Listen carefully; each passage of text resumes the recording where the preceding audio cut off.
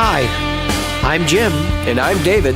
And this is the Practical Guitarist Podcast. The podcast for people who eat, sleep, and breathe guitar.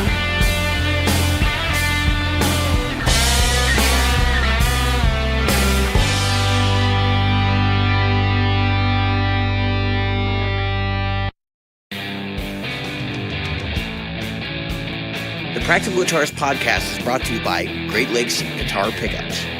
Great Lakes Guitar Pickups provides fantasy tones at prices a practical guitarist will love. Featuring top-notch construction, attention to detail, and a fully custom product, if you can dream it, Great Lakes Guitar Pickups can probably build it. Follow them on Facebook at facebook.com/Great Lakes Guitar Pickups. Are you a regular listener?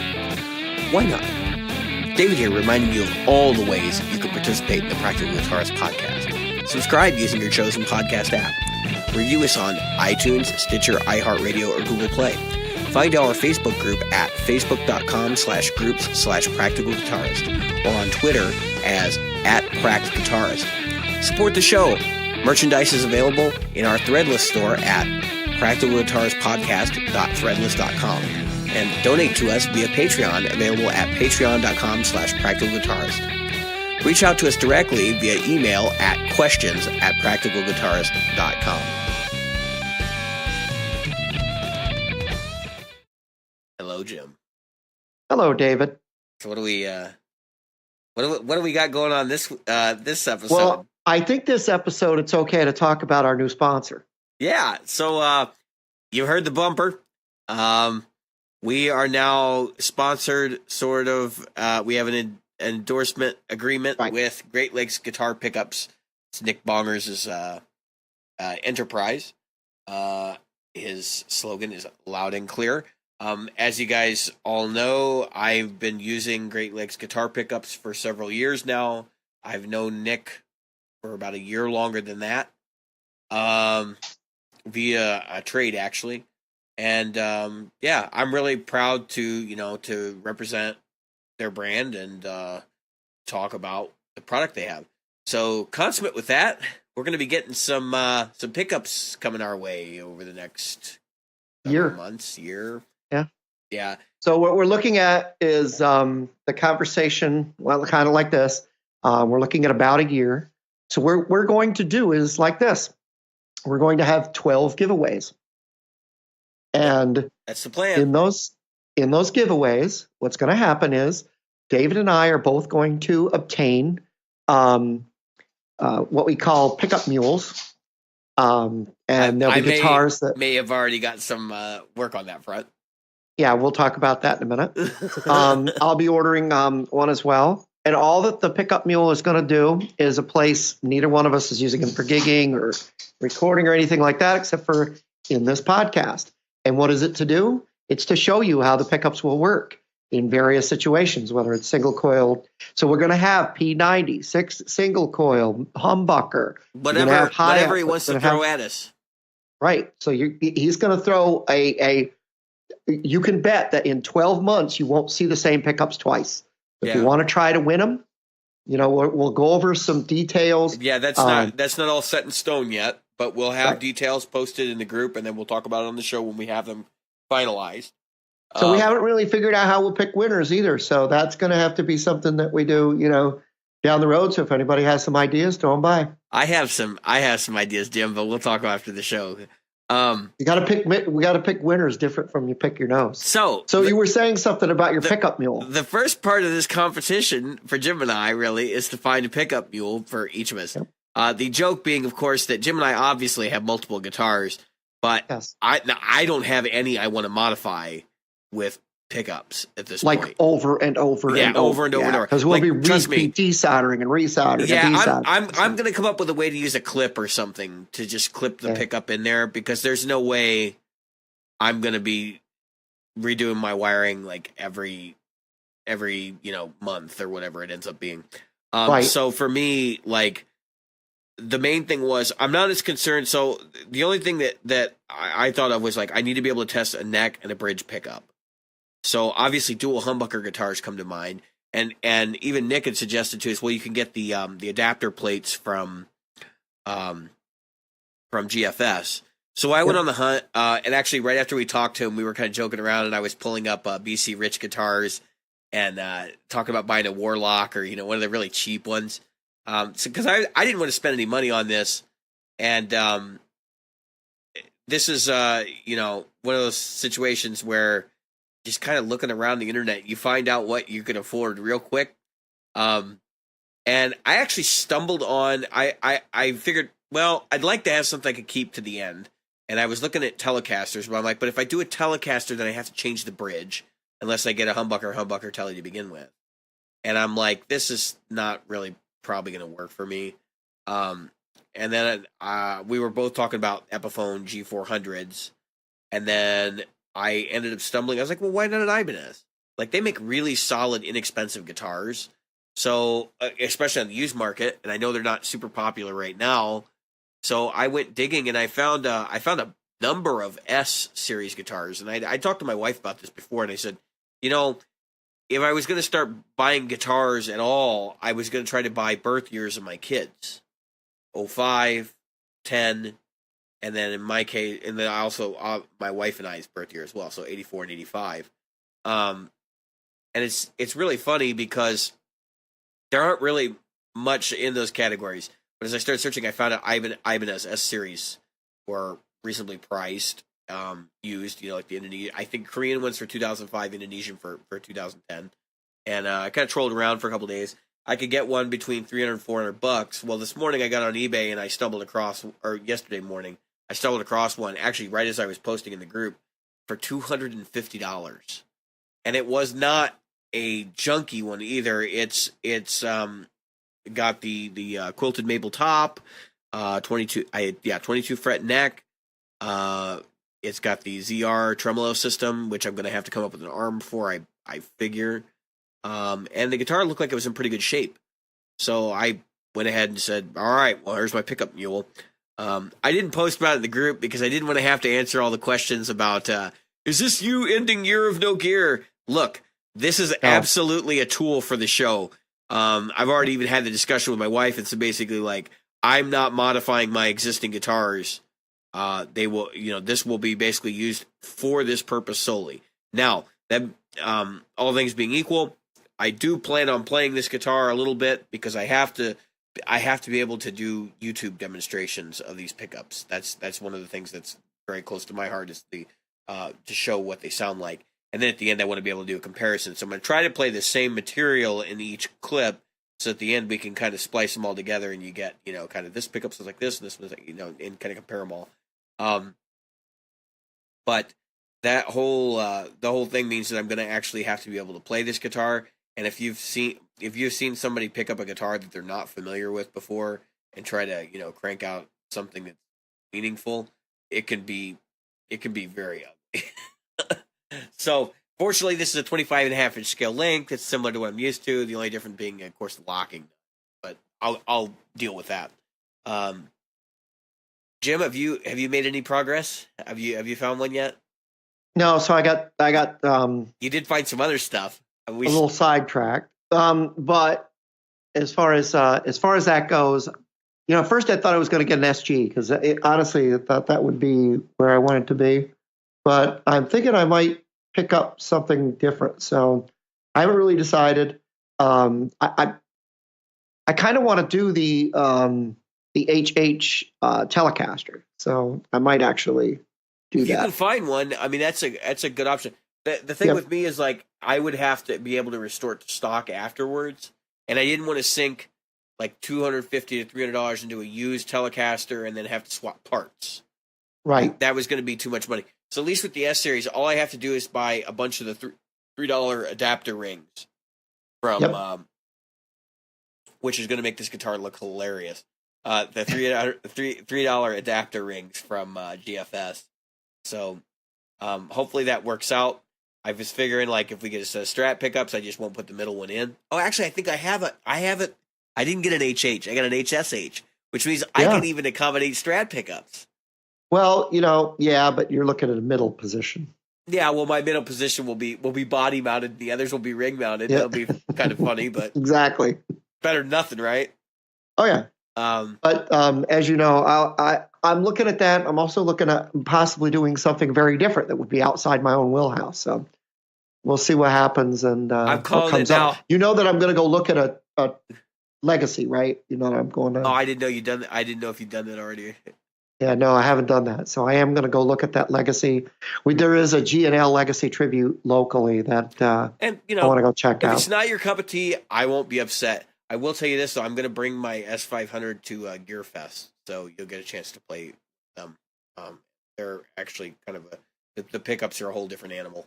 So, and if that doesn't work out, they have right there. They have a SG that I can grab and use that as a pickup mule. Because honestly, at the end of the day, when it's all said and done, I'm going to put a different set of pickups. Would you be looking at the Legacy as a pickup guitar?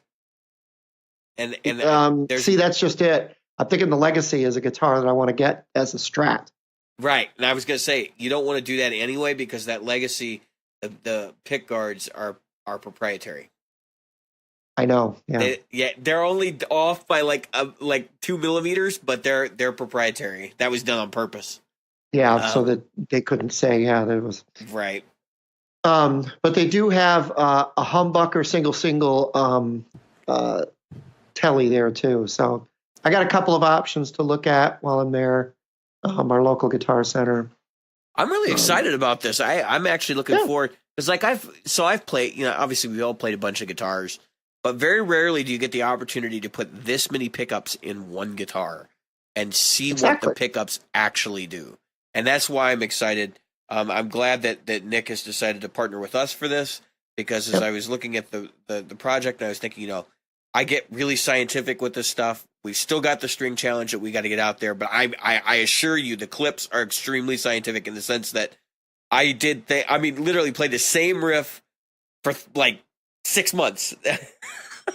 Yeah, and it's hard to do because you have to remember it. Oh yeah, no. Every time I did it, I had to figure out how I played it the first time. Exactly, because it's the one and only time when you got to do something the same, not only note for note, but style wise. Yeah. So for me, it was very simple. I got to get mine uploaded this weekend so that we can put that up. Very simple and very articulate and very, as you'll see when you hear it, very similar sounding. Very little differences. So just so people who are like new to the show and maybe didn't hear about the string competition originally, the string competition that we put together is that the prize will be Death Wish coffee. We had talked about giving away one bag, and then the runners up would get like signed stickers or something from Death Wish. I think what we should do, Jim, I think we should just buy 3 bags of coffee. And just give 3 bags, one to each of the 3 people that come closest to getting it right. Because I think so. I have a lot of clips. I mean, if you were to listen to all my clips back to back, you have probably 15 minutes worth of audio. I'm not sure. Jim and I have to find a way to pare this down because there's no way that you're going to be able to tell the difference if you have to listen to here's me playing clean for 5 minutes and here's me playing clean for 5 minutes again. You really need shorter segments than that. So once we get it all straightened out, I know people have been asking in the group. We are still doing this. We just have to get the audio put together, and there's a little bit of coordination that has to happen there. And Jim and I just have not had a whole lot of time to do it. Yeah, you got to remember there's 4 or 5 sets of strings. So each clip has a new set. So the new set, and then that same set a couple weeks later, right? Or 3 weeks later, and then a new set, and then that same set a few weeks later, and so on and so forth. And we've got let's go back over them. So we've got we did Ernie Balls, Ernie Ball, which was Ernie Ball. We did NYXLs, NYXLs. We did Gabriel Tenorio custom strings. Yep, GTs and String Joy. And wasn't there one other one? I'm trying to think. It seems like there was, but I can't recall who it would have been. It was D'Addario. D'Addario did the NYXLs, right? Yes. Did we do Boomers? I remember. No, we didn't. We talked about it. Oh, we did Ernie Balls. That's why. Yeah, so we did the ball set. That was our basic bitch set was the Ernie Balls. Yeah. Oh God. Maybe play him again. Please don't. Yeah. I think That's Leo so fun. Fender, honestly, so if you guys know the history of Fender, when he left Fender Musical Instruments, which was not called FMIC at the time, he sold it to CBS. He left. He'd had a non-compete for a couple of years, so he started his engineering company. The name escapes me right now. He did Music Man, which was a collaboration between him and Ernie Ball, which is why it's not Ernie Ball Guitars, it's Ernie Ball Music Man, because they wanted to continue the brand. So the funny part about that is, when they split, Leo Fender had nothing good to say about Ernie Ball Music Man. They did not see eye to eye. It was a nasty, nasty business deal gone bad. And so anybody out there who, if you put your Ernie Ball strings on your Fenders or your G&Ls, you're just asking for trouble. It's bad karma. Yep. Yep. So yeah, there was no love lost when those two split. Speaking of splitting Fenders, let's talk about that Fender Stratocaster you sent me. Yeah. So in the group, by the way, those of you interested, if you go in, check out the group. I put a couple of things that I found online. One was recommended to me by Facebook, and I just had to laugh. And you'll see it. It's on Reverb, and it says Fender Stratocaster guitar Sunburst. Okay, because I'm looking for a pickup mule. I'm like, wow, $250. Yeah, this is cheap. This is cheap. Yeah, take a look at the back of it. Oh my There's God! A split that starts at the bout of the guitar, right in the center. Where it kind of swoops down and comes back up, right there in the center. I thought of the bout. It was through neck. Yeah, I know, and that's what it makes it look like. The guy goes, "It's minimal and not all the way through." Minimal my ass! It's all the way through that piece of wood, you idiot. It looks like the guy took a fucking coping saw to it. Yeah, and he's like, "Oh, it was professionally glued." It looks like there's a goddamn gap in it. He looks like he never bothered to push the two pieces of wood together. Yeah, like wait, you didn't have the right fucking clamp? I mean, yeah, you could use a vise, you could use a clamp. It's that all the way from the bout all the way down the guitar. Did you see the back of the headstock? What's that? Did you see the back of the headstock? Oh yeah, I'm getting to that. So all he did, it doesn't even look like he bothered with the finish. He just filled it in with putty and glue, and that was it. And so then I'm like, well, it's the back of the guitar. Maybe I can live with that. Of course, I would way lowballed him at this point. I was like, I'll throw him $100. Then I saw the back of the headstock. It has a break all the way from about the B string tuning key. It's exactly what it is. All the way down. That split, that cracked along that where that tuning key was drilled, and it literally broke the headstock in half. It broke it right in half. That guitar is, well, the neck is garbage. It's totally garbage. Yeah, I would throw that out because of the way he fixed it. Usually I would say... The body is totally garbage too. Yeah. I would say that, but this thing isn't even good for a parts guitar. What he should have done... Okay, for those of you that are listening, ladies and gentlemen, I got to point out a couple more things before I move on with my analysis of this. But this is a Sunburst guitar, right? So any sort of damage like this on the body, you're going to see it. Yep. And if you look at the back of the guitar in the pictures, and I'll try to post a couple of them in the show notes if I can. It's really a pain in the ass to post pictures and show notes. It is. But if you look at the back of this thing, it goes right through where the black part of the Sunburst is, right into the regular part of the two-tone. And you can, I mean, it's like super clear and super obvious. You could have probably filled this in, even with super glue or something like a thick super glue, and then sanded the guitar back down and finished the back black, and you'd never know it was there. Because on the front, the top is so plain, you just can't see it.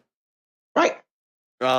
It's there's almost no figuring in these pictures from what I can tell. And they're really poor pictures too. But of course the headstock break is clean through because you can see it splitting the top of the F and the D. Yeah. In Fender, this thing is just It's trash. No. He's trying to get $250 for trash. No. And if you look at the E string, look at the glue residue. He didn't even take the tuner out. Like, he just glued right on top of the tuner, which makes me wonder if the tuner is even functional. But as I look at this turd, like it is a turd. I'm kind of thinking like there is a use for this guitar, Jim. And I wonder if this guitar's up there after a while, like I might actually make an offer of like, like $25 or something as we get this guitar. You know what I'm going to do with it? I'm going to smash it. Smash it to pieces. I'm going to throw it off the roof of my condo or something. Because it'll make good YouTube content. I understand that throwing guitars off of things make great YouTube content. Well, I'll find a creative way to demolition this thing. It won't be. I'm not going to do the 60 second. I'm not going to go to a bridge and throw it off a bridge. I'm not that much of a troll. What? But I might like tie it to the back of a car and have them pull me slowly as I sit on it or something. I don't know. I'll come up with something crazy. We should also ask if Nick wants to do. Well, I'll bring it up on the side. Yeah, that's a discussion. Because I'm looking at basses and I'm thinking, it'd be interesting to do at least one bass. He does do bass pickups. So I have my jazz bass has some crazy hand-wound bass pickups in it right now. Yeah. Just an interesting reason to buy another cheap bass. I've been looking at Fender Squires, believe it or not. I have a Squire hanging in my bedroom that I'm going to pull the frets out of and turn into a fretless because the truss rods, like it's stripped. I mean, I could buy the tool to actually like turn the truss rod, but at this point, I'm just like, it's such a piece of shit. It's not even worth it. Oh yeah. So speaking of giant turds, so there's a guy that had, of course, Facebook has Marketplace. Marketplace made a recommendation to me, and I'm like, does it really think that I want this piece of garbage? So another one, folks, that's in the group, and you got to take a look. It just says custom guitar because it's got no name brand. It's just custom. Kind of looks like it was a body, like it was supposed to be a PRS. It looks like a first. It looks like a first act. It's some kind of. I didn't know.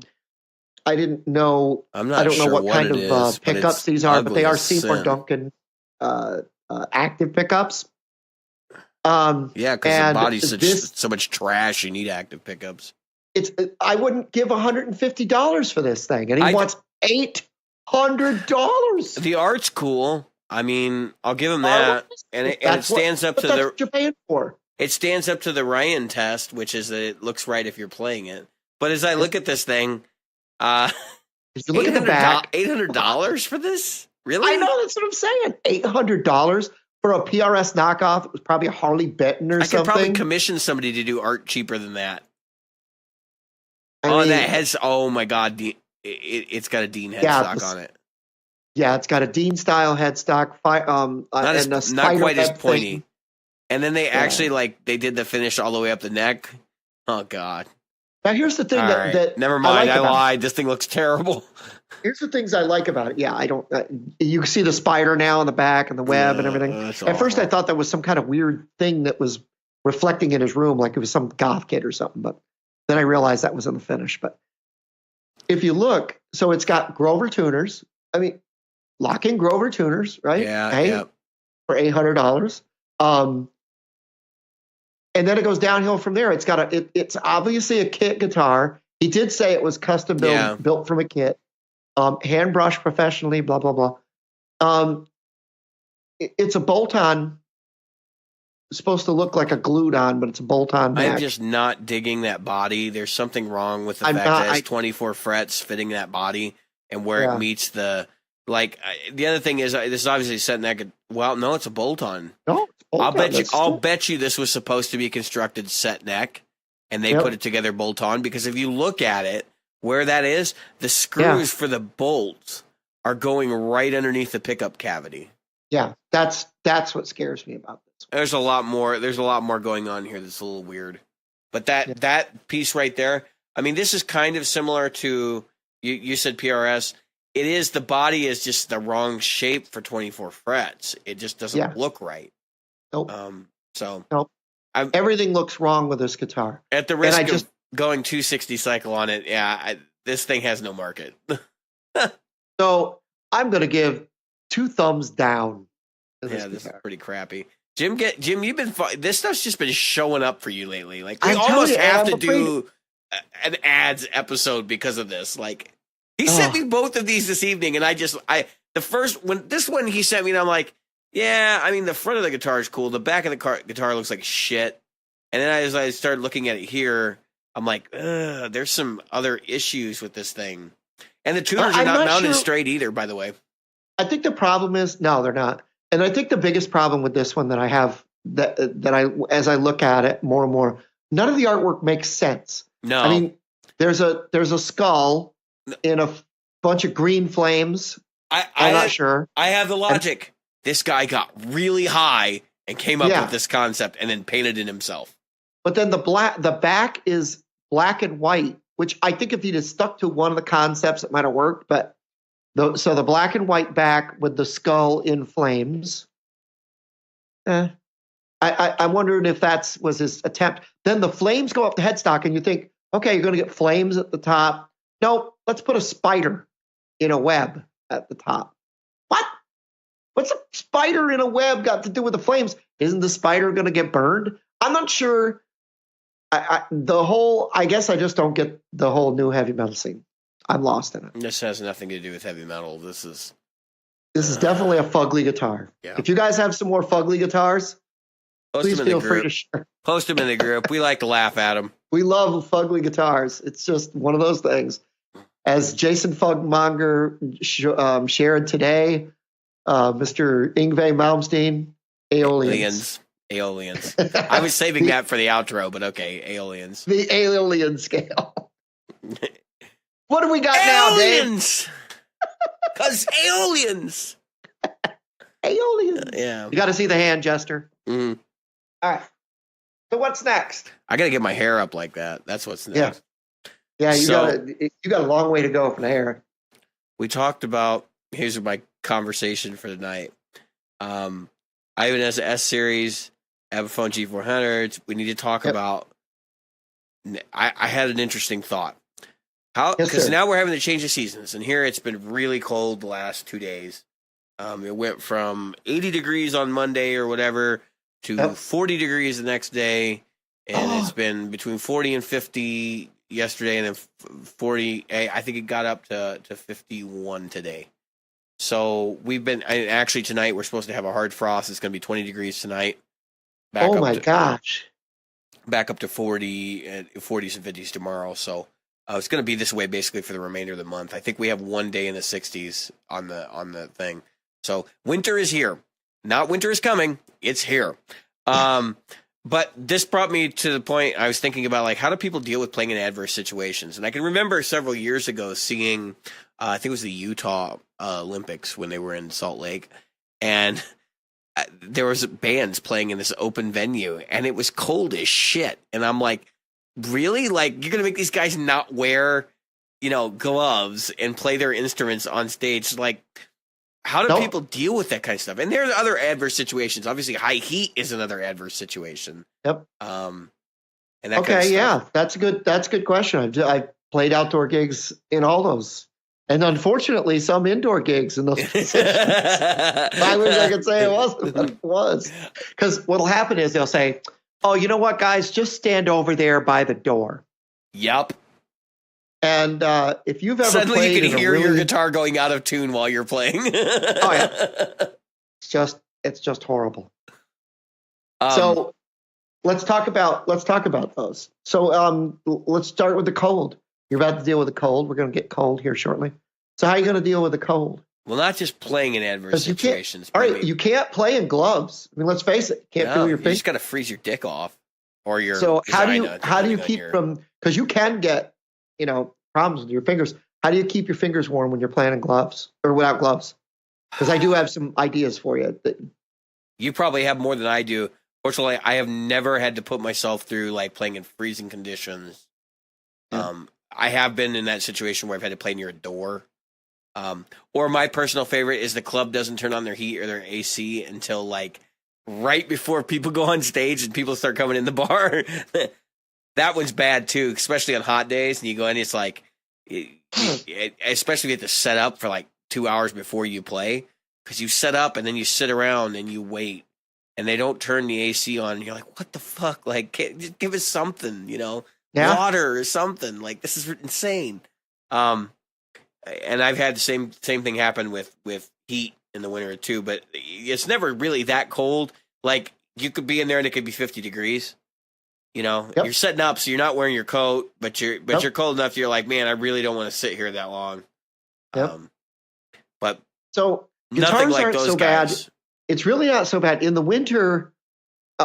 It doesn't matter in the winter, summer, whatever. Once the guitar has a little time to acclimate, if you've had a half hour, 45 minutes, it should be an fine. hour's better. It's okay as long as you're not getting cold, getting hot, getting cold, getting hot. Try to get away from a door if possible. Try to stay away from air conditioning vents. If you do have a vent over you, even though it feels good, it's kind of bad for your guitar as far as staying in tune. But if you're okay with fighting tuning, there's comfort and there's tuning. I've always found that humidity has a bigger effect than, and the air AC is bad for that. The humidity has a bigger effect than the heat-cold difference. But I think that's because when it's colder, it's drier. It's warmer, it's more humid. So if you're going back and forth, yes, it's going to cause your guitar to get out of whack. Yeah. So there was what we did, or what I've done in the case of playing outdoors in the cold. I get those hand warmer things, those packets, and I break them and I put them in my pockets. And that way, between songs, I just stick my hand in my pocket. And that's really all you can do. Those of you who are against scratching your guitar with a zipper or a button, you get a jacket that has those little covers over it. But otherwise, you're just going to have to deal with that. You're going to have some, you're going to have some rash. Personally, just remember to dress warmly and keep those things on you. They come in great and handy, and you can find them at the dollar store. You can find. I mean, if you're cold enough that you have to wear a jacket, I would like to think that you might have the good fortune of asking someone to put in some sort of heater on stage. I'm not talking about electric heater, but some sort of, either propane heater or something like that. And well, these things are typically they're fairs. They're you're outdoors. So you're at a fair, or you're at like a state fair, like Virginia's putting on right now. You've got Virginia State Fair in October. Genius. Yeah. Just saying. And yeah, I know, right? And then they've got if you're doing like campsites, a lot of campsites stay open now until November. Yeah. And into November. So even in New York, rodeos, played outdoor rodeos at this time of year. Really, it's just about making sure that you're wearing a jacket. You are wearing a jacket. You have to. Fingerless gloves come in really, really handy. You can get some of those light gloves like you get for cell phones. They have the cell phone tips, but cut the tips off. And if you're smart, cauterize them some way. When I say cauterize them, so make it so that they're not so they get stuck on the strings and then fraying everywhere while you're playing. Right. So you can do a lot of things, but nothing can stop the fact that it feels like your strings are ice and you're touching ice the whole time. It's one of those times when being the lead singer of the band is better than being or being the drummer, or being even the bass player could get away with those fingered gloves because a lot of bass players wear gloves anyway. So we're the ones that get screwed on that one. So we are obviously if you can request a heater, probably a better option. Yeah, a lot of times they'll put a space heater, like those things can be dangerous, but they'll put them up on the stage and stuff like that. So it's a good idea to get yourself, get your hand behind your back and get that heater and grab a little heat. It just comes down to being ready. And in warm soup. And in warmer weather, hot weather, and I think that's probably people are a lot more familiar with dealing with hot weather. Like if you ever played a 4th of July show anywhere, it's going to be outdoors. It's going to be awful, depending on where you're at in the country. Here it gets really muggy about that time of year. So I had the good fortune. I went to go see Eric Johnson on a July 4th show, but the band that opened up for him had the tough time, and they played gosh, they played like a 20-song set or something. It was like 2 hours of like music, and the guitar player was sticking picks to his body. That's how bad the humidity was. And I can recall they sat down to do a couple of acoustic songs, and the acoustic guitars were so out of tune that they were actually adjusting the truss rod on stage. Yep. I mean, it was horrendous. Yeah, I can't even imagine trying to play an acoustic nowadays. I'm watching these guys get sunburned, blistered on stage while they're doing this. And I mean, they'd use sunscreen, but there was just so much UV, like it wasn't going to do anything. Not to mention the fact that it's so hot, you're just sweating the sunscreen right off. Yeah. And if you had any on your forehead, it's getting into your eyes. It's burning like crazy. Yeah. So they get about halfway, 3/4 of the way through their set, and I see them getting their towels and wiping their faces and wiping their eyes off because their eyes are on fire. And I just thought to myself, like, I don't want to do that. I just don't want to play outdoor gigs in the summer like that are, like local festival gigs or whatever, because they're straight up painful. They're the ones that pay. I know they are. I know, but they have to, because nobody will do them if you don't. The fact is, yeah. So a lot of times you'll have now of course you got riders and you got contract things, and they'll say, "Oh yeah, we've got cover for the band," but they can't account for the sun, and so typically the I think cover I've said only this protects before. you at noon. yeah, the cover's like 10 feet over your head, and it's always, oh look, it's now the stage is closed in behind you. There's a cover over your head, and where's the sun? Right in your face, always right in your face, and you're sweating. I can't tell you how many times I've sweated so badly I've had to change my guitar a couple times during the show because it's just my arms and you actually have to take a towel or a cloth and actually wipe the guitar out. Meaning, like, you take the pickups out, get in there, and it's not a pretty thing at all.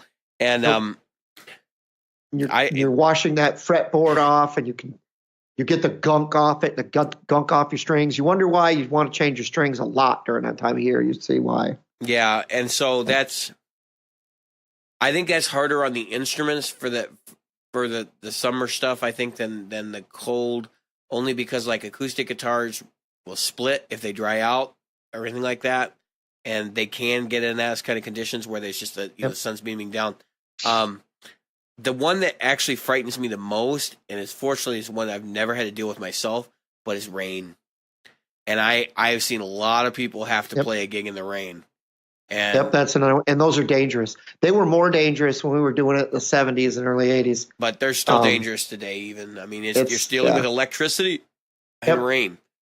I almost wish that when those kind of situations happen, like, you could do an acoustic set. Because at least you have the distance between you and the microphone. Like, if you're with an electric guitar, you got no distance between you and something that could shock the hell out of you. I mean, you're sharing the strings are your ground essentially. Yep. So, it's dangerous. And again, when you get sweaty like that, I mean, it's another situation where you're at least your amp isn't getting wet. Now I've been out there when people are throwing tarps over the amps. And I'm like, you do realize those are speakers, and they do need to push air. But I've seen more and more products designed to help deal with inclement conditions like that, especially rain. There's a Helix shield that you can actually put over your Helix that'll basically keep the water off of it and keeps people from being able to spill beer on it. It's a really popular product. It's like a clear plastic thing. Yeah. Yep. And I could totally see that kind of stuff becoming a more common invention as people get more comfortable playing, these kind of nasty situations. I was also thinking, so yes, the adverse conditions obviously present unique physical challenges like cold and the fingerless gloves and those kind of things. But the other thing is like it lowers your morale like really bad. And so how and I'm going to ask you this specifically, but how do you muster up the morale to soldier through one of these performances? Okay, so I'm a total diva. Anybody that's played shared stage with me knows I am such a fucking diva. So one of the things that I do, I don't drink. Okay, so that's a biggie when I play, but I may have a shot. But the big thing that I do, the biggest thing that I do, is I put myself in the mental state that says I'm going to have fun. I am going to have a blast, and that comes with, you have to know how to do it for yourself. For me, it's finding something that I can laugh at, or with, usually at. So I'm an awful person. And what I will typically do is I'll play around my guitar. I'll talk to people. If I'm singing a lot, I tend to stay in myself. I make sure I hydrate. You'd be surprised. That's another thing. We talked about the physical part, but even in the cold stuff, you had better hydrate. Even if you're not singing, hydrate. Because the cold is dry. It's dry in your fingers. You think those calluses are bad. If you don't have enough liquid in you, you could see your skin split just like that. But anyway, moving along with that, put yourself in a good frame of mind. Talk to people you like. Do you have to call your mom physically, literally? Do you have to call your mom, call your dad? Hey, I'm getting ready to go up here. Can you give me something to, think about a memory that makes you happy. Think about why you do this. Because if it's about the green stuff, it's going to be a lot harder. To put yourself through that. I always tell myself and remind myself every time, they pay me to set up, they pay me to tear down, they pay me to drive home and drive back. And that's it. Because honestly, there's just nothing good about they doing this just for the money. Nothing good about it. I mean, if it's just a job, I'm not saying that you can't do it. A lot of people do it. I'm 100% sure there are 100 musicians that phone it in or give it a half-assed job, but you have to get up there and you have to be a consummate professional. And just remember this, you're up there, number one, because you love to, but number two, if you want to call back, you'd be surprised at how little and I think I've mentioned this before, but how little the group of people who make decisions to hire you is. Yeah. It's because, are there one person or maybe two people? Let's say you're doing, like a friend of mine who books gigs for casinos. He does like 40 casinos. So obviously it's not just one state, it's entire regions. Yeah. So if you get a bad rap at Casino A because you didn't like the color of M&Ms in the box or whatever, you start throwing a little diva hissy fit, guess what's going to happen? Name's going to become shit. If you start throwing people out of your band every time, I can tell you right now, I can't tell you how many times I've walked up to a band and you're the fifth guitar player we've had. That's usually a bad sign. Yeah, that's I usually, if I hear something like that, maybe I shouldn't be the guitar player at all. Yeah, maybe it's not the guitar players. But that gets a little off topic, but it's not, in that the band has to be cohesive. The band has to be having fun. And sometimes you just have to take it onto yourself to be the class clown, or you have to be the one that's bringing the fun. You have to be the one that makes things exciting and whatever. And don't worry about anybody but that crowd and you. You have to be just as engaged with the person standing in front of you as the person that's all the way in the back. Right. Just remember that when you're doing it. And if you can do that, if you get your heart into it, your soul into it, I think you get more out of it. That's my take. Especially in the ugly situation. All that stuff in the application to these kind of terrible gigs that nobody wants to do. I do my best to mitigate it, and then I do my best to have fun. Mm-hmm. Well, I don't know. I'm trying to think, like, if there's any other gig situations I've been through that I would consider, even borderline. So, like, some of the stuff I've seen.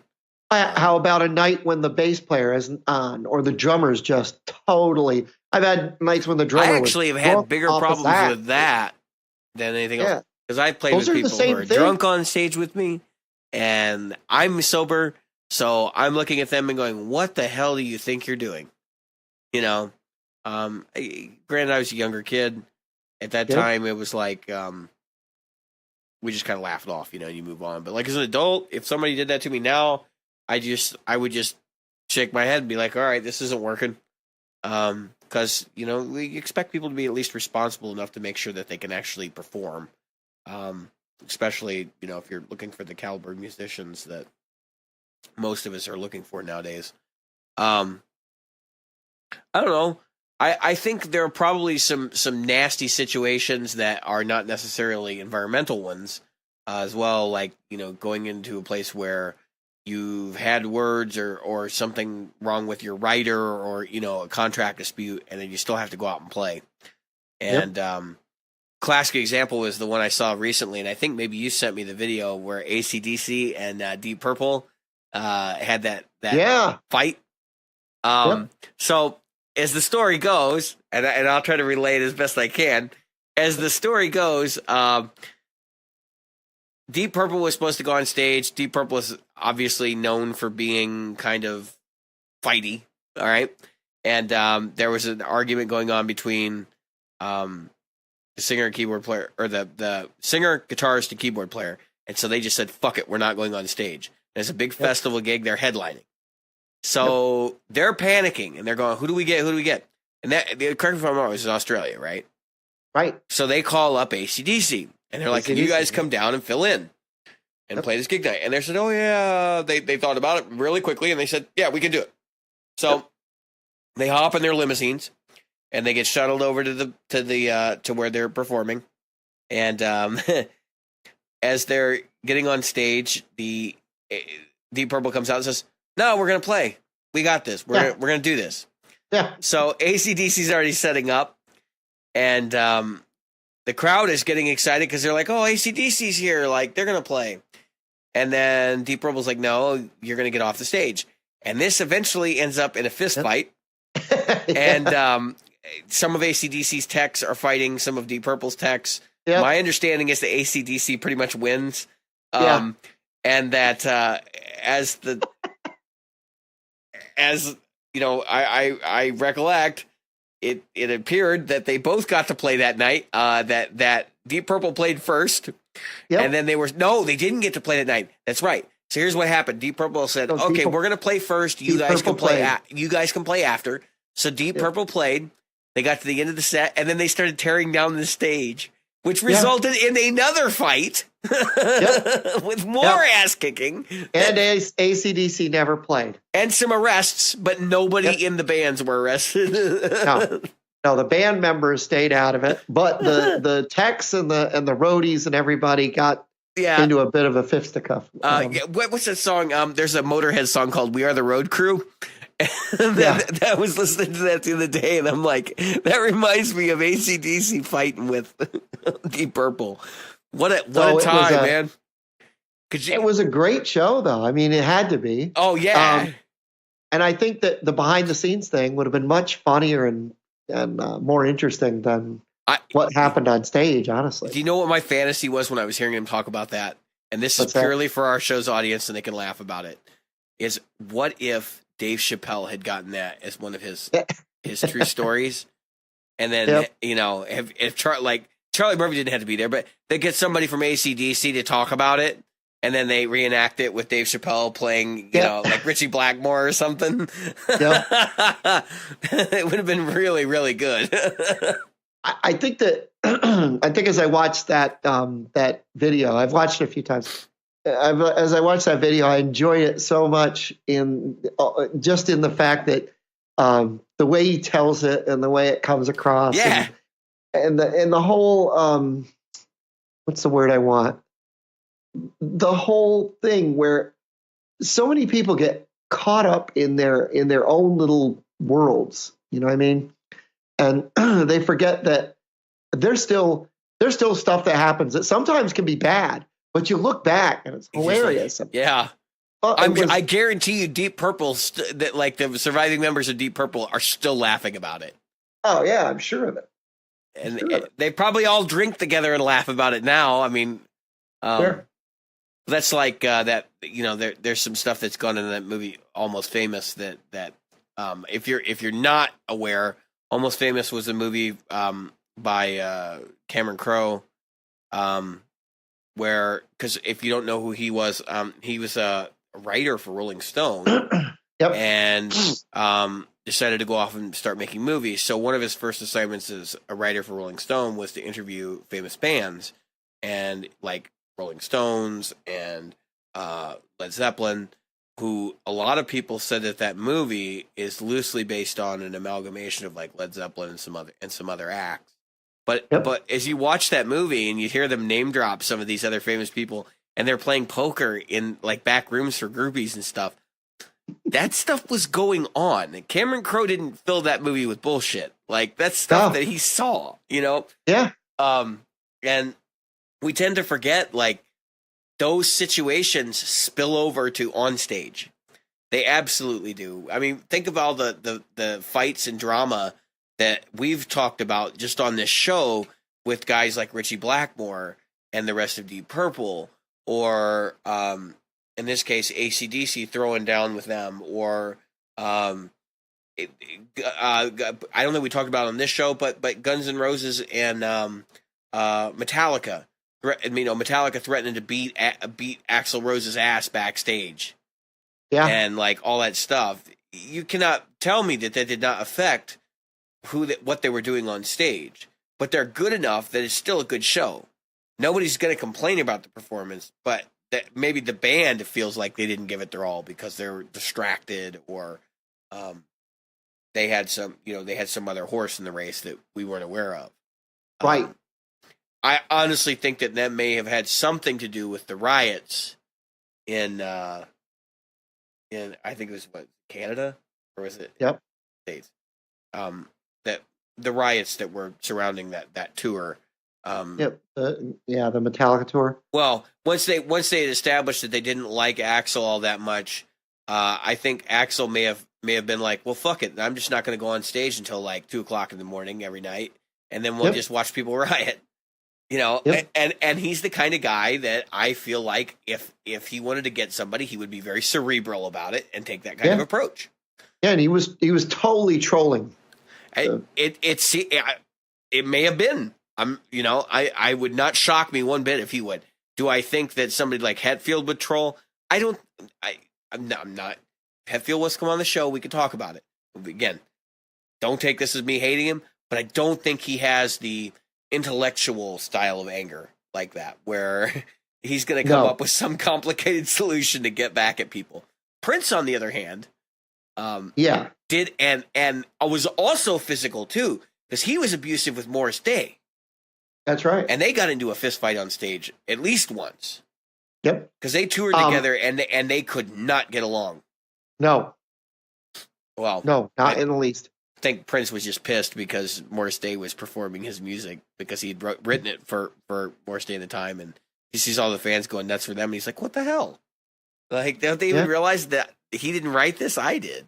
Yeah. So, well, Prince made more than one bad. Well, I don't say bad. He made some bad business decisions. He made some decisions when it came to his music. So when he went to his Vegas residency, he gave Manic Monday to Susanna Hoffs because he was in love with her. Well, he had a crush on her, I guess. Well, let's face it, it's not like it really matters to Prince because he was richer than God.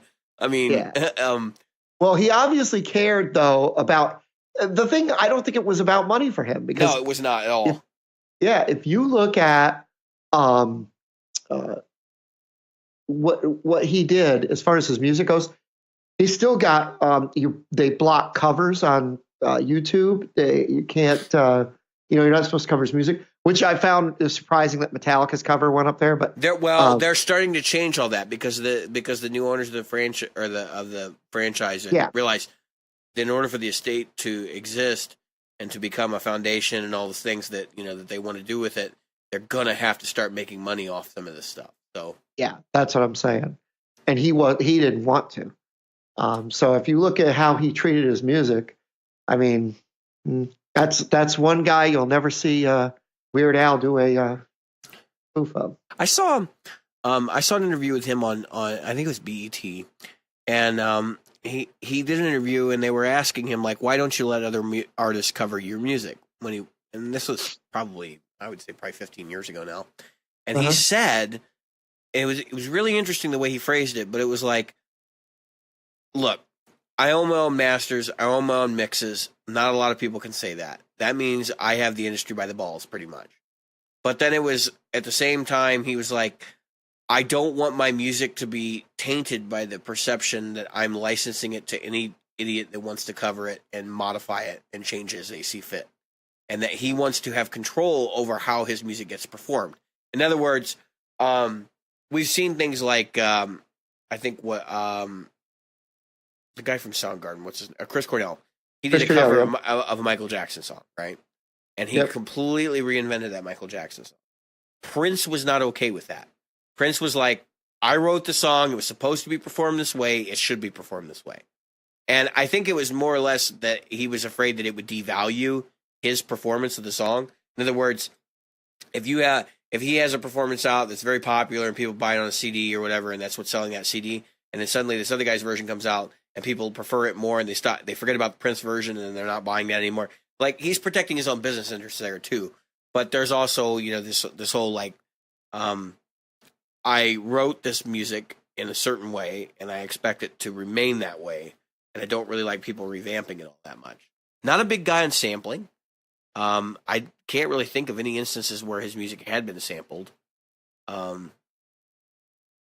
thought that there was one. I'm sure it's happened. I mean, but did they get caught?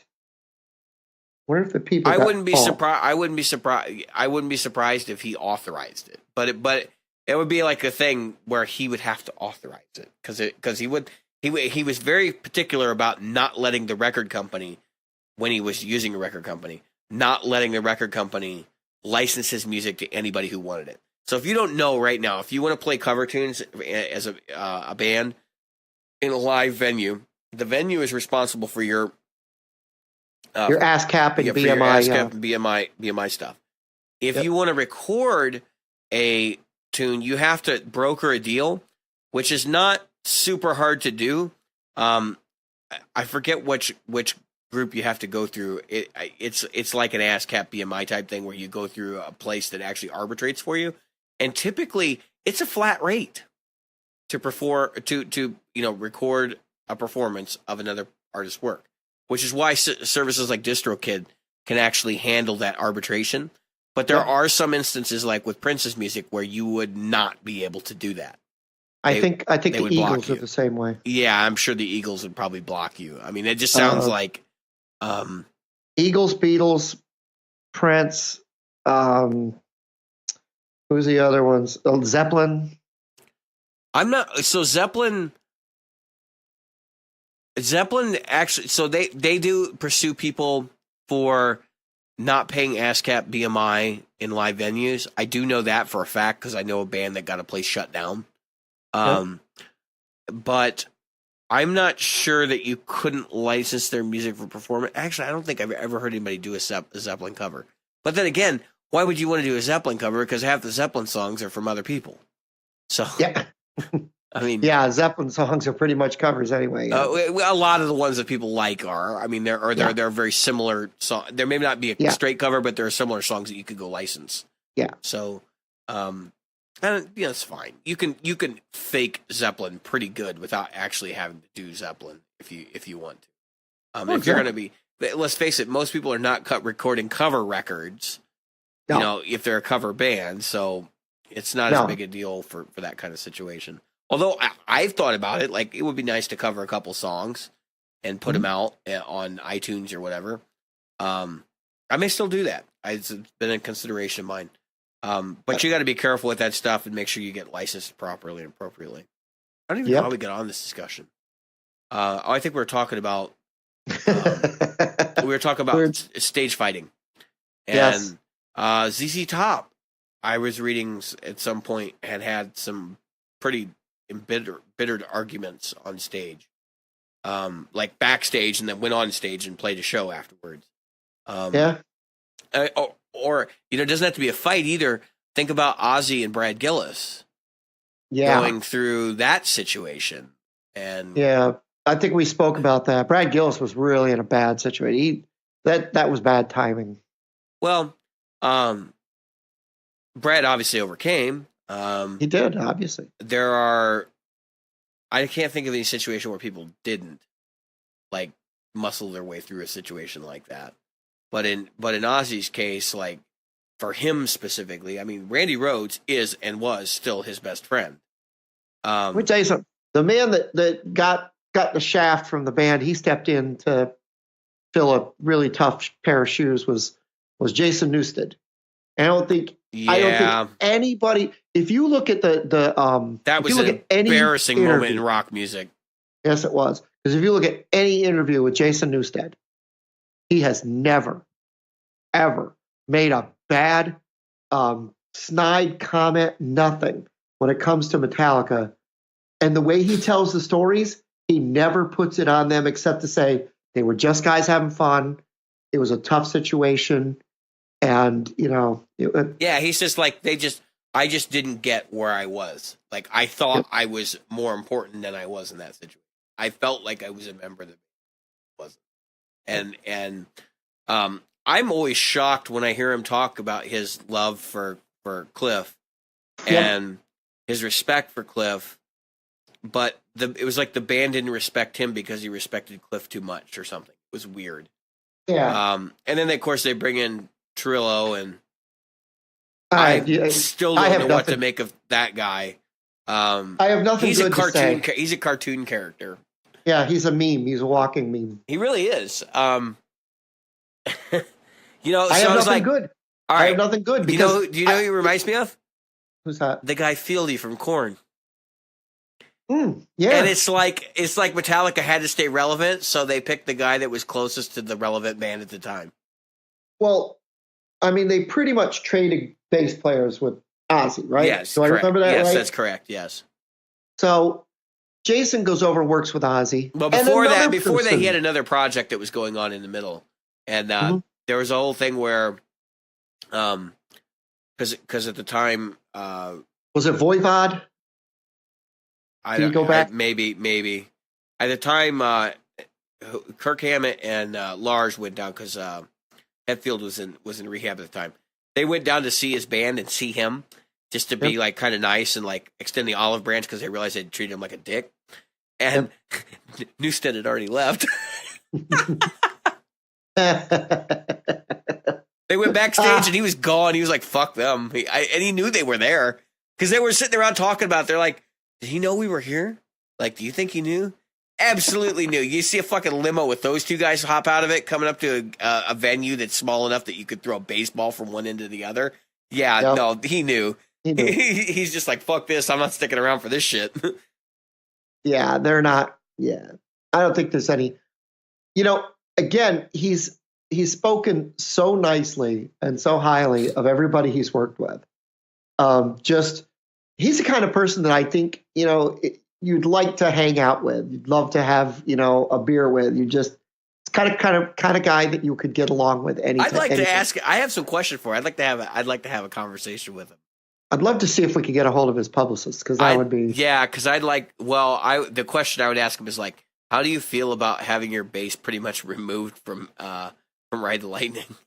Not Ride the Lightning. No, it was Injustice for All. Yeah, where it was just like if you listen to it, there's try to tab out the bass parts to see where that gets you. I saw an interview. So I saw an interview with him where he spoke about that, and of course we're coming up in the end. But folks, if you want to comment, please do, because sometimes I remember this stuff a little wrong. But if I remember correctly, he said that when he first came into the band, he played like a guitar player, and that he felt he was. I don't remember if he felt that or if he was told by, I think they were working with Bob Rock at the time, that he was stepping on James's toes in his playing, so they had to pull him back so that James stuck out more in the mix. I know you're smiling because we both know that's a line of shit. Somebody's handing somebody a line of shit, but he was so nice about it. He was like, yeah, they kind of had to do that to let me, so that I wasn't burying James the mix and so on and so on. But we all know that there's ways to pan and there's ways to mix. And whoever said that, I think he was just, again, it's his nature. It's his nature to be nice. I don't think he's got a bad bone in his body. No, I think absolutely his story is probably correct if that's accurate what you're telling me. And I think probably what was really going on there was like Hetfield was not going to change what he was doing in any way, shape, or form. And so for them to get a good sound, it was basically like, all right, well, he's going to get what he wants. Because I know I've seen like the lineup of equipment that he used. That's actually my favorite Metallica record. And I've seen the lineup of equipment he was using at the time, and I'm like, yeah, I could definitely see them stepping on each other's toes EQ wise. And so I think really what in a good band situation, one player would say, all right, I'll have to switch what I'm doing so what you're doing works better, or we're going to have to come to a consensus about what we're doing. But I have a feeling that was not going to happen with Metallica, that it was very much Hetfield's way or the highway. So, well, and I don't doubt that they could have said to him, hey, here's what we want you to do outside of that. Because I mean, all right, so I like Cliff Burton, but I don't think Cliff Burton was all that a bag of chips. If you watch some of the live footage that exists of him, then it might change your mind. No, I've seen the stuff. I mean, I'm not saying that he wasn't a great bass player.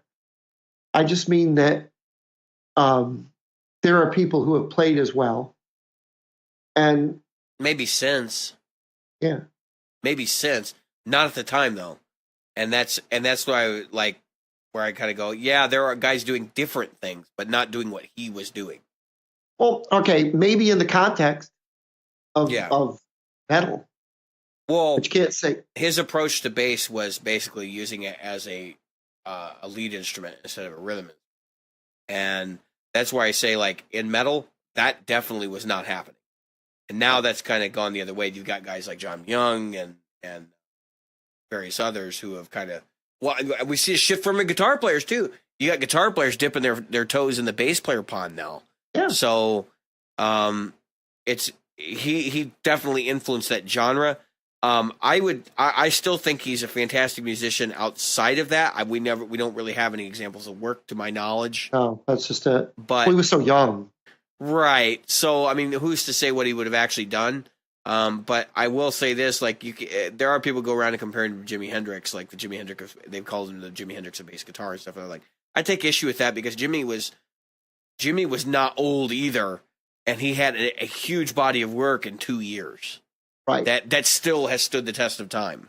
Yeah. So, I mean, we have the thing is that what he was doing. Okay, I will give you in the context of metal that it was very different. But if you look at the Who, but so the thing with the Who was he wasn't just emulating like bass as a lead instrument so much, and believe me, there's definitely some hero worship going on there. That where do you think Cliff Burton was getting his ideas from? But Entwistle's approach was, we had a horn section on this tune in the studio, and somebody's got to cover it, and we need to reinforce these snare hits, and so he would come up with these unorthodox ways to do that, and it blossomed into being more guitar-like, but it never stopped being a rhythm instrument. Like that was just holding it down, despite the fact that he's doing all the other shit over the top. Actually, the guy that's probably the most spectacular version of kind of like what Cliff Burton was trying to emulate. Although I will say that Cliff Burton was way better at holding down regular bass lines than he is. Billy Sheehan. Yeah. I love Billy Sheehan, but I'll be honest with you. Like, I'm not listening to Billy Sheehan for the groovy bass line. Like you're never going to find that there. No, it just doesn't that's not. No, that's not where it is. But then again, that's not really where Cliff Burton was. It wasn't a groovy bass line. No, but I mean, for the context of the music he was doing, like they would have a very. I think if you put those two guys on the same record and it didn't know them, they were being recorded. I think they would both have totally different approaches because. Oh, of course. You know what I mean? Like I think Cliff Burton's would be more musical. Yeah. So. I think Burton it wasn't so much a Hendrix of bass, but more like a. And I know you're going to think I'm stepping on toes here, but I think he was more like Malmsteen of a bass because that's the Billy Sheehan. He played more in a well, to me, he was only because he played his choice of notes and his choice of articulation was more classical in origin. Classical. Yeah. I'll give you that. Yeah. Yeah. I just saying that's the only way to for being like the technique whore, like I would see Sheehan as being way more Malmsteen-esque. But as I dive more into Malmsteen's technique, I find that he's not as technically proficient as people think he is. But what he does exceptionally well. And he uses the same tricks over and over and over to massive effect, which is really impressive. I can't think of another guitarist that really only does he really only has 5 things that he does very well, and he just sticks to them and reinvents them over and over and over the way that Malmsteen does. Maybe I'm having a moment. The guy from Rolling Stones. Any of the guys from the Rolling Stones, really, they all kind of do the same kind of shtick with. Yeah, him as well. Who's the guy that was also in the Ron Wood? Ron Wood. You're talking about guitar. Yeah. Yeah, Ron Wood was also real. No, no one's talking about a bass player. Just really good about doing the same 3 things over and over and over and making it different each time, so that Angus Young. Yeah, he uses a lot of the same. Sadly, trickery. Buddy Guy. Yeah. B.B. King. I would say Buddy Guy is more a little bit more out there, but B.B. King definitely. I would definitely agree with that one. Buddy Guy is still around. Yeah, I just read an interview with him. His last record was pretty good too. This month in Guitar World, or last month. Yeah, I got to see him before he kicks the bucket. Cause, he's over your way, man. He's local here, and I've never been down to Legends to go see him. You should go see him. Every time I go, guess what? He's on tour, and I can't fucking go see him. Well, hopefully, I mean, I'm like, can he make it another year? He was talking about that. I mean, he's in his 80s. Yeah. He's actually younger than I thought he was, to be honest with you. 83 or 84? I can't remember which. I mean, how old was B.B. King? $2. How old was B.B. King when he passed? Yeah, but he had health issues. Yeah, but he was 88 years old. Yeah. He's old. He was really old. Yeah, B.B. King was, oh my God. He was born in 25 and died in 2015, dude. So he was 90. Yeah. Yeah, dude. That's what I was saying. 90, it's insane that he lived that long, especially the lifestyle. Yep. Now, we have lost some of the guys that probably should have lived that long, like Freddie King. Yeah. And he died super young. Every time you see a famous person like this die, you see a meme that says, I meant to get Keith Richards. Yeah, Keith Richards is the one I was actually thinking of when I was talking about Ron Wood too. Because I'm like, Keith Richards is the dude that he didn't even use all the strings. Yep. But Muddy Waters, we lost Muddy Waters too young. It's of course Stevie Ray Vaughan. That was just terribly tragic. Probably one of the saddest stories that dude, I ever read. Dude gets his life completely turned around. He's ready turns everything around. Yeah, he's ready to hit it, and then all of a sudden. And the whole reason he got on that helicopter was so he could. It was to get home for his wife's birthday or something. Yeah, but it was he needed to get back to the hotel so he could get up for an early flight. That's what it was. Right. And so Clapton let him have his seat, or we'd have been singing a different tune these days. So I'm going to say something really insensitive, and I don't want anybody to take this the wrong way. But shouldn't it have been Clapton? I mean, come on, come on. We could have lost Clapton, definitely. And I wouldn't even give a shit. Had he already done his Cream was over. So as far as I'm concerned, Cream happened, and then no, that was it. Really, he did. Yeah, and then he did the Derek and the Dominoes, and then that was it. And then now he's ready. Take him when you're ready, Lord. It's fine.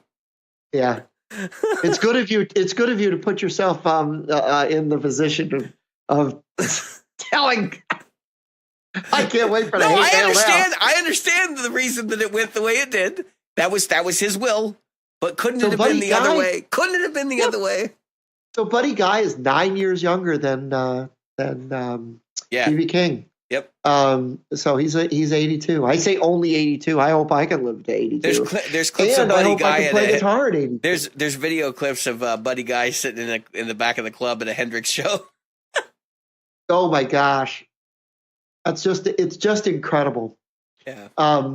So who are some of your favorites, and who do you feel has already seen their the height of their fame? Are you asking me or the group? The group. How do you feel about my comments about Eric Clapton versus Stevie Ray Vaughan? I mean, one of them had to die. So I mean, yeah. I mean, if we had to pick one, I think there might have been more interesting stuff coming out of Stevie Ray at the time. Yeah, I think. Okay, so we speak about like Hendrix, and don't get me wrong, Hendrix was for those who didn't live through it, or those who at least understand that what he was doing at the time was incredible. I think Hendrix would have, just like anybody else, he would have plateaued. Stevie Ray Vaughan would have plateaued. Everybody gets a chance. It's just that when you die so young and you're at the top of your game, that's what creates a legend. It does. And I think so. Of the two people that died in their prime that are the most legendary, I think those two guys stand out so much because they were struck down in the prime of what they were doing. Yeah. Like, I don't think we saw their zenith. And with a lot of other, like if Clapton had died in that stead, and I make a joke about it, but the truth is he hit his zenith a long time ago. And a lot of other artists, they passed. John Denver's one I think of. I feel like when John Denver died, like he'd already really done the best that he was going to do at that point. Right. Music. He was still doing a lot of things outside, not musically though. I mean, there are other cases where that's not so much true. Like Jim Morrison, I think he hadn't really hit his zenith yet. I'm not Janis Joplin. Like, I like Janis Joplin. I know you don't like Janis Joplin, but like I feel like her body of work was not getting different at that point. It was like she was riding the plateau. She had pretty much, she'd established what she was going to do for the remainder of her career. And it wasn't going to change. Yeah, at least not foreseeably. No. Maybe we should do an episode about like rock stars that live so hard they should have died. Yeah, because there are some that like I am amazed are still those walking who have around. reached their zenith. I mean, Pete Townsend. Well, I think we also spoke about a certain member of the Rolling Stones that probably has been forgotten by God at this point. Richards. Well, poor Keith Richards. Have you seen him try to play? Yeah. Oh my God! How is he even like alive? Let alone how does playing? He bend his fingers? Have you seen the arthritis in his hands? I feel really bad for the guy. The guy's got to be in a lot of pain. Like, I have respect for people. I don't want people to think that like I'm making death jokes and like being disrespectful of death and all that. But like, let's face it, we're all gonna die. It's gonna happen. We hope that it's at the right time. And I think it's interesting to look at some of these people that lived super hard lifestyles like him and others. There are many others, and really didn't get the repercussions of it the same way that others did. We look at people like John Bonham, dying of alcohol poisoning, or Jimi Hendrix, who allegedly died of drug overdose, or even Elvis. And we look at these different individuals, yet we know there are others that lived harder and crazier lifestyles who are still drawing breath. Yeah. With little to no consequence. Who's the one there was one guy in particular I was thinking of. It escapes me. Yeah. But it wasn't Keith Richards. No. Oh, Joe Perry. There's a good example. Brad Whitford. Slash. Oh my gosh, Slash. He's a guy. How is he still alive? He's in pretty good shape too. Yeah, that's just it. You look at the guy. He only killed himself a couple times. I mean, yeah. Well, if I remember the story right, he died on a table a couple times in the hotel. Then he never made it to the table. It was in the hotel. Yeah, they had a defibrillator following him around. Yeah. Just incredible. And when you think about that kind of level of debauchery, that was not super uncommon in the 80s. If you had somebody in a band that had like a major drug problem, that they didn't have like a medical crew that was equipped with a defibrillator. Yeah. Ready to go. I mean, that's insane when you think about it. But it's a thing and it happened. So yeah. All right. Scary. All Everybody right, in the group? Yeah. Let's sound off all the things Jim asked. I asked. Let's have some discussions. I have been Jim. I have been David. And we have been Practical Guitarists. Yeah. Aeolians. Aeolians.